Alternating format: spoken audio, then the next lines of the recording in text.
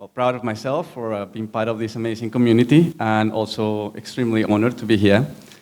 I am an long-time 3D artist. I've been doing this for about 12 years now, and I've gone through so many different tools, workflows, and I've also gone through different industries. So originally started working for Disney, Mattel, then I moved on to architectural visualization, and then I became a teacher, teaching tools like Maya and game development for artists. And now I have my own studio in Hong Kong, where we develop a 3D web-based engine, which will allow a lot of artists to be able to showcase their work real-time 3D on the screen, on the web. So essentially you have real-time navigation controls in a 3D environment on the website, and therefore you can essentially showcase your portfolio in a 3D type of environment.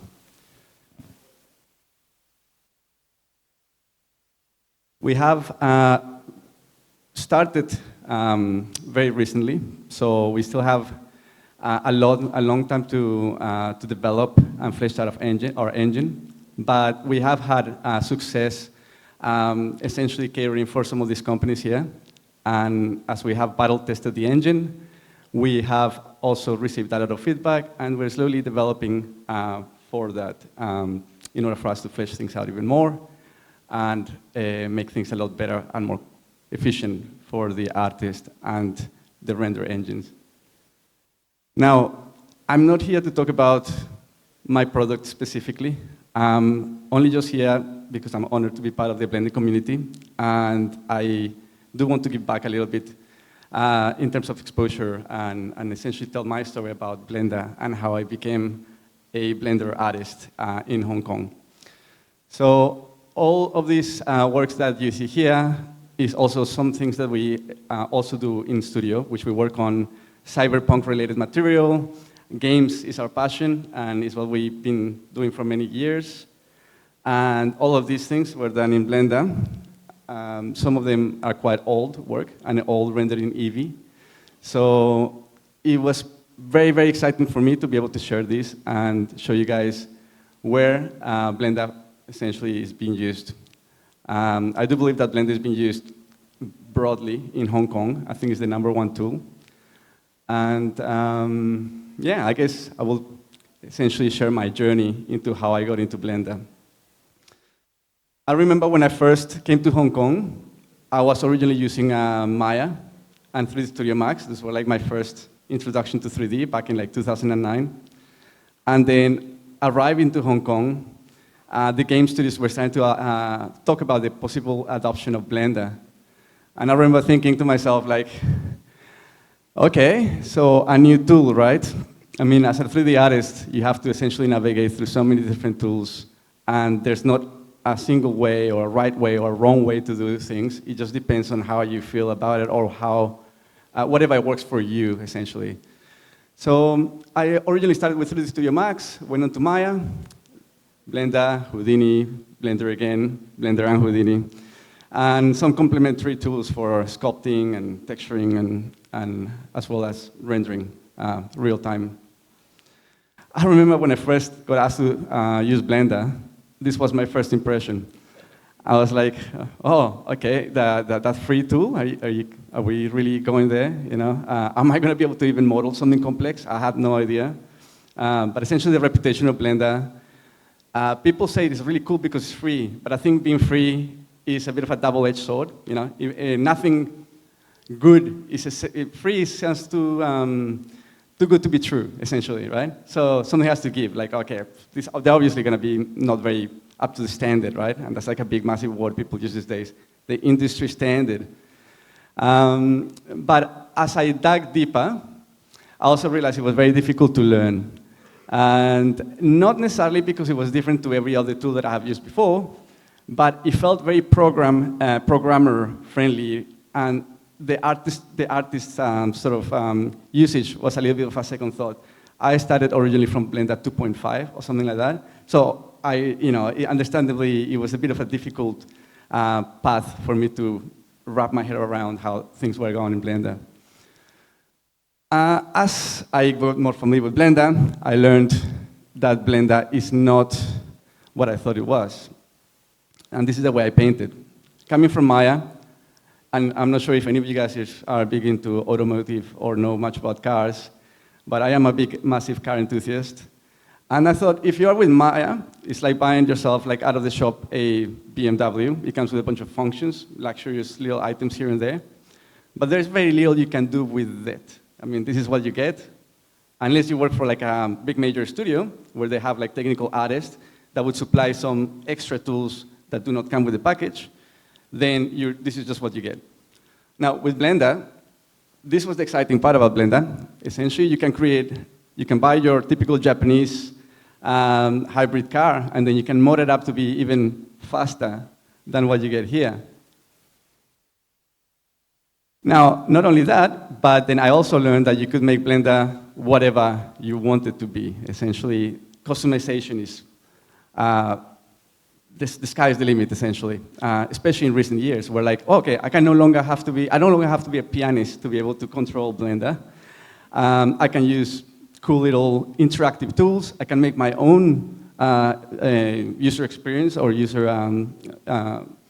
what's it, UI? User what? Now my train of thought. Interface. Thank you, sir. So yeah, it was really cool because it felt like much more personal.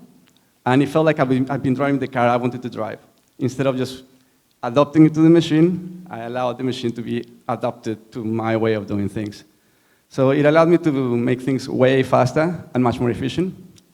Not only that, talking about technical artists, one of the cool things that people don't realize about Blender is that you don't really need a technical artist in this massive studio to provide these tools for you, because essentially the world is filled with technical artists and developers out there putting things in the marketplace for you to be able to use for very little money, most of them for free as well. So essentially it allowed me to pick out whatever technical artist I wanted to use the stuff from, and then incorporate it into my workflow. Now, as a 3D hard surface modeling guy, I've been doing that for many years. There's been so many ridiculous amount of tools for Blender specifically that have expedited my workflow tremendously.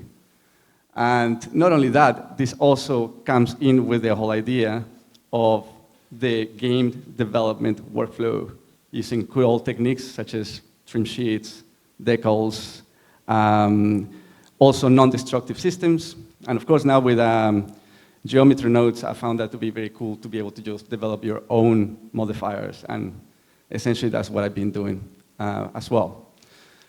Some of the stuff that I've developed as well is all been doing using some of these tools. And I do a lot of, again, cyberpunk, machinery, engine stuff. So I do have a lot of thought processed systems which allowed me to get to here.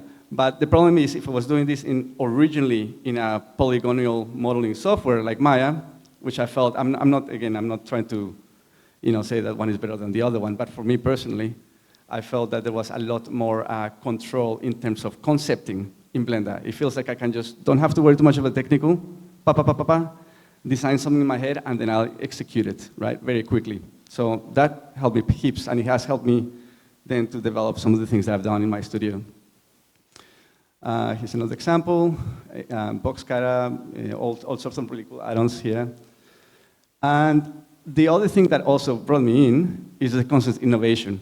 Every single week, you see like, Blender today, oh wow, what is new? Every single time there's a topic about certain new features, certain new developments, something cool, or some ideas, and also room for people to feedback, and people immediately would make a comment, and then you'll see that iteration on the next version of Blender.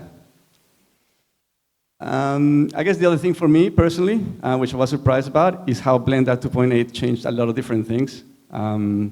Every single time I look at my Blender viewport, I can see things exactly how they would be like if I would be to render them. And that to me was a massive game changer, because originally I would have to export things either into Unreal or maybe render it with cycles or something like that, or whatever tool we run, and it's such a massive bottleneck. You're not sure what you're doing until you render it, essentially. Yeah. Yeah, and the cool thing is, like, everything looks great. It's inspirational to be able to then look at something that looks beautiful, and then I can continue creating cool stuff. And then finally, obviously, there's one thing that makes me not want to change or move on from Blender specifically, is the community. The community is just ridiculously powerful. There's so many different resources out there for people. I personally grew so much more as an artist because of the community. Back in the day, I remember buying books specifically to learn how to use Maya, 3D Studio Max, and the resources very narrowed into specific fields. And it's almost like a secret, you know? Or if you worked in the industry, you knew all these secrets, but if you did not work in the industry as a university student or whatever, there's no ways you could be able to understand exactly certain pipelines or certain, I guess, technologies the way you do now. And I think Blender definitely opened up the doors for young artists to be able to understand a lot of what goes behind in terms of fundamentals, production. And the funny thing is, like, all the things that you learn here are applicable in every single other platform. Oh, yeah, they all use the same technology. So that is something that I would say I have to be super thankful, is that the community is amazing, and it allows you to feel a sense of identity and purpose behind what you do as well.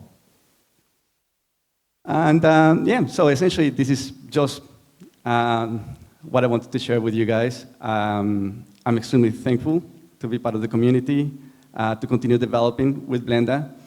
And I'm super excited to essentially showcase, perhaps sometime next year, what we're allowed or what we're able to achieve in our company with the new technology.